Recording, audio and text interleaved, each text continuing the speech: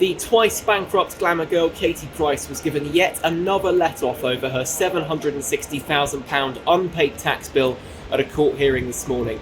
The mother of five, who's 46, was given another adjournment, allowing her to go through how she blew her fortune at a private, behind-closed-doors hearing instead of a public examination here at the High Court in central London. Now, Katie Price had been set to give evidence today over her spending and earnings habit. She would have been quizzed as she appeared in front of a judge for the first time in months after dodging as many as 7 previous insolvency hearings. She arrived shortly before 10 a.m. dressed all in black, and once in the courtroom turned to journalists and asked if we were doing all right today. She didn't speak much throughout the hearing, only to give an undertaking that she would attend the behind closed doors hearing, which was scheduled after around half an hour of negotiations for September the 24th at an undisclosed location. It will give her the chance to present documents to the receiver, to the tax authorities, and go through in private her earnings. Her lawyer argued in court that if the public examination was allowed to proceed in open court, which would mean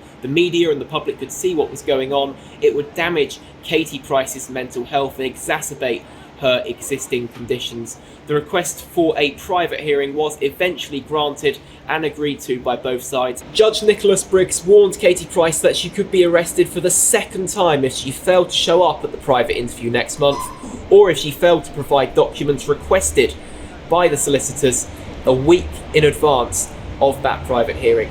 She stood up in court to say "I do'd" and gave both undertakings on court record that she would do both of those requirements, and that was the end of the hearing. She was free to go, but not before she turned to journalists and accused reporters of being scumbags and lying about proceedings.